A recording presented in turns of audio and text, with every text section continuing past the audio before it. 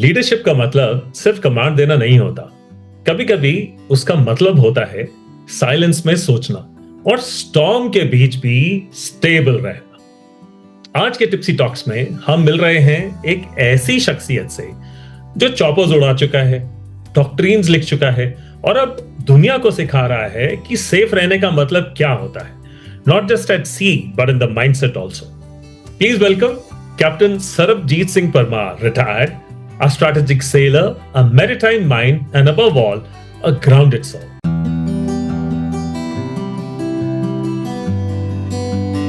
So, a very good morning, viewers, and a hearty welcome to Captain Sarabjeet Singh Parmar, who we fondly call Sarab.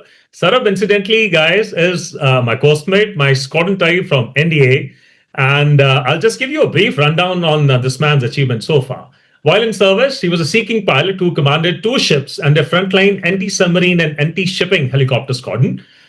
And post-retirement, he is presently a distinguished fellow at the Council of Strategic and Defense Research, New Delhi, Australia India Institute, Melbourne, Indo-Pacific Studies Centre, Melbourne, and the Centre of Military History and Conflict Studies at the United Service Institution, that is the USI of India, New Delhi. He, incidentally, was also a member of the 11th Indian Antarctic Expedition in 1991 and part of the core team that revised the Indian Navy's unclassified maritime security strategy document and doctrine, which was released as Ensuring Secure Seas Indian Maritime Security Strategy in 2015. A very hearty welcome to Tipsy Talks, Sarab. Thanks, Tipsy. It's an honor and a pleasure to be on screen with you. We go back to 1983 and lots of memories are flowing in right now, but I'll hold them at bay lest we let out some secrets we don't want anybody to know. Oh, that's well said. All right. So we get on quickly and we go on to a very cold place, 11th Indian Antarctic Expedition. So what does ice teach a sailor like you and a flyer? I think the first thing that you get to know is you need to respect nature. You know, the power of nature is phenomenal. And I remember we saw wind speeds of up to around 200 miles per hour. Okay. We saw bad weather. In fact, we were there for around 78 or 80 days, and we got 50% of them were flying days. The rest was all bad weather days. You know, and when you see a part of the ice shell breaking to become an iceberg, it's surreal and a humbling experience. You know, the cracking noise and then sudden silence. And so little of the iceberg is seen on surface, 87% underwater, much like life, much is hidden. It's respect for nature. Absolutely. Excellent, excellent. Incidentally, Sarab, you were one of the few course-mates, who also flew in the Navy. You were in the naval aviation and you flew the SeaKings. What was it like flying the SeaKing for the first time? Oh, challenging and yet exhilarating, and the SeaKing was a state of helicopter of its time and a very potent weapon. We used to call them flying frigates. So you felt like masters of the air, ready for any challenge. And after some time, it becomes a matter of habit. And every time you sat in the cockpit was a learning experience. Aviation is another unforgiving environment if you're not careful. Excellent, excellent. And also, Sarab, you commanded 2 ships. So, what are the memories of those days, those moments? Was it a personal challenge or, how exactly did you take it? What did you learn from those commands? Commanding a ship at sea is one of the most challenging tasks because, as I always say, the moment you leave your territorial seas, you're operating in an international environment. So there needs to be an understanding not only of what the Navy wants of you, what the nation requires of you, and what is required in the international element. But since you asked for, sailing in bad weather is a huge challenge. And I remember an incident when I was commanding INS Shah, an offshore patrol vessel in Kochi, and we got gone for a search and rescue mission. Right. The weather was so bad that the galley hot plate where we prepare food for the ship's company came off its base, but the electrical connections were still intact. So we used to joke, food on the move. There are many such instances, but bad weather sailing is a challenge. It's extremely challenging. Sarab, you've also been, distinguished in your career with an instructional tenure at the Defense Services Staff College, Wellington. Just take us back to those days. Sometimes I've also been an instructor in my life, and there were many moments when I realized, that even I'm still on the learning curve. So was there any moment during that tenure when you realized that actually you were the student And do you still have memories of a favorite student that you had? Many memories, Tipsy. In fact, Staff College showed me the door to strategic thinking, and that's a path which I've followed since Okay. 2010 in post retirement. And every minute in the classroom was a learning moment. And I used to tell my student officers that I had much to gain from them because I'd been listening to 10, 11 voices and I needed to absorb. And since then, as I always tell everyone I meet, you should always be on a learning curve. And I think one of the most the student officers, especially foreign student, was the South African naval officer called Johan Ice. Okay. We were actually expecting a black officer to come, but he turned out to be white. A very energetic person. He used to ride a mobike and would prang it very often. And so half the time he was in the MI room rather than in the classroom. Okay. But what he represented was a major change from a nation and a friendly nation where we found all of these people were now working under adversaries. They were actually shooting at each other a few decades, years ago. Right. That I think has stuck to me because the manner in which nations evolve and how international relations develop. Oh, really? Even during my staff college days, we had an officer from Kyrgyzstan called Bolots. And the sponsor officer had a tough time, chasing him, going down every morning to shake him up from his slumber, shouting, and he would only, get up at the sound of vodka, vodka, vodka. Otherwise, he wouldn't get up at all. All right. Sorry, go ahead. Okay, how has your teaching experience, Sarab, if I may ask, shaped your parenting or relationships? Quite a bit. I think as a teacher, you learn to be patient, to listen and observe what the other person's saying. And then you have to analyze to see if a reply is warranted, what is the requirement, and if so, what to say and with what clarity. So when I was dealing with my children also, I used to apply that and I didn't come off too badly. I mean, they did listen to me. All right. Saurabh, I just read out your very impressive, profile for our viewers' information. You are a distinguished fellow at so many, institutions that you may have. How does working with international think tanks, how does that come about? What's your experience of all that? What exactly do you discuss? What exactly do you enlighten these foreign nationals with? And I'm sure certain friendships would have also formed across borders till now, right? So friendships across borders have been many, and across not only across borders, but it's across cultures. Okay. It was a little difficult when I was still serving in think tanks, but at the track 1.5 level, there's a certain degree of latitude that is given as long as you comply with the rules and regulations and whatever reports need to be rendered. Right. But post-retirement, I'm free of those shackles, if I may say so. And the one thing which I've come across is that there are very high intellectual levels and opinions that are of value, but you need to consider them in a neutral and balanced manner. If we see it from an Indian point of view, you will find a person, say, from South Africa or America or from any other nation looking at from their point of view. And everyone has an view and an opinion that needs to be respected. So when you get into these conferences, there's an agenda. Right. So when we look at, say, collaborative maritime security, like why I was in Perth, so we were looking at what are the common grounds? How can both countries, the navies, the industries work together? What are the gray areas? What are the pointers that we need to tell people at various levels, from government to industry to academia and all? And how do you work in a collaborative fashion? Right. That is the bottom line of most conferences. Right. Now, Sarab, I've also seen you specifically giving a lot of impetus on Indo-Pacific region, right? And you also advocate something called interpersonal diplomacy, which is required, in operating in those troubled waters, if I may put it across like that. What kind of interpersonal diplomacy is required as far as, your opinion is concerned?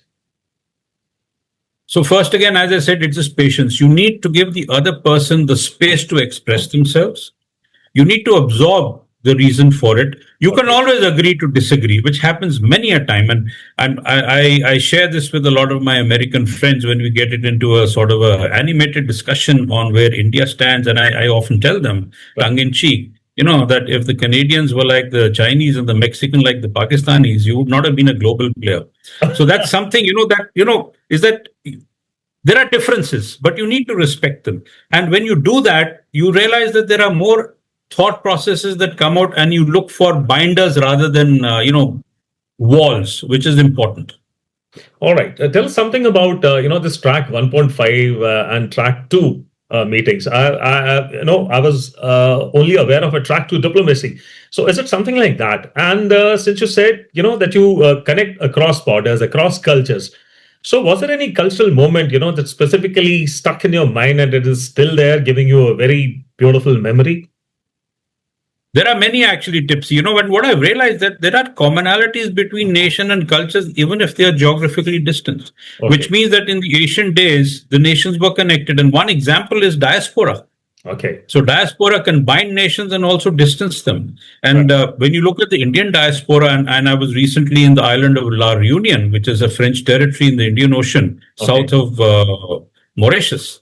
There is a there's a stone on which it is written in Tamil and in Hindi Okay. that the people who came from India many years ago, and it's a sign of respect for them. All right. So that's the way things are. There are cultural moments, and then you realize there is so much familiarity. And there is also now a binding acceptance of different cultures in many nations. And that's a very good thing. Excellent. Excellent. Tell us something about track 1.5 and 2. So track two is what is called sort of black back channel diplomacy, or where the governments don't get involved. So it's a well known fact that track two can ask questions that track one, which is the government level, cannot ask, and can answer questions that track one cannot answer. So many a time at track two level, you find yourself fielding questions or answering questions which track one can't.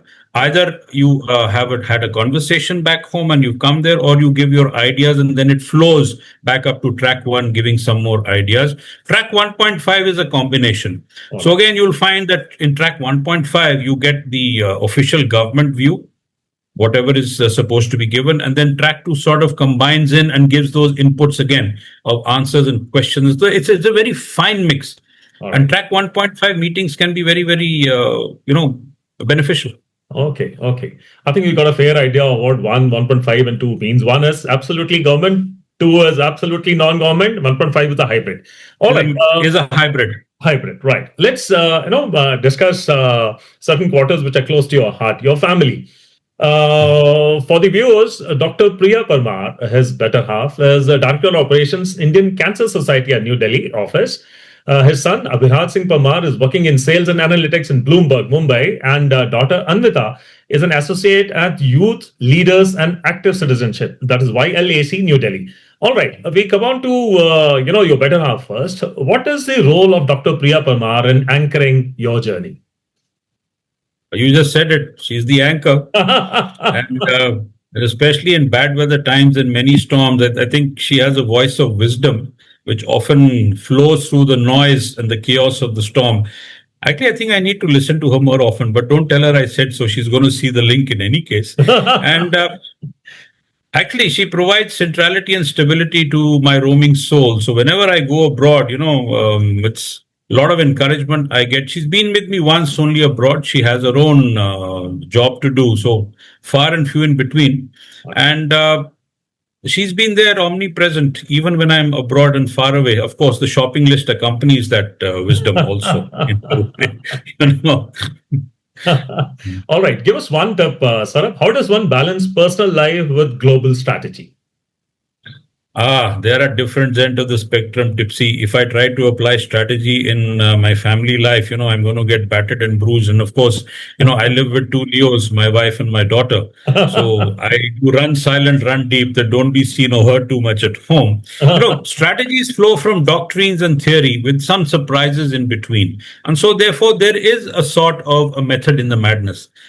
Personal life is full of surprises, and things don't happen as sometimes you want them to happen. And as I always say, one has to make things happen. And if you work together as a team, there is a lot you can achieve. Absolutely, absolutely. Oh, that's well said. I think there's a lot to internalize from the statements that you just made. Lastly, any lessons from your children about the world today, Sarab? The kids today are teaching me. My kids are teaching me a lot. Your kids would be teaching you. Any lessons from your children? Many, many. As my daughter keeps on saying, act your age, dad, right? Be more patient, right? Okay. Look after your health. And she's quite right about that. Okay. And well, She says, I know you got my back, but you got to listen to me many a time. And of course, Abhiraj, the elder one, is a little bit more staid in his approach, Okay. and more or less the same thing. I get a lot of encouragement from them, and I know they don't say it very often, but they do follow me in a lot of my recordings or whatever uh, papers I write.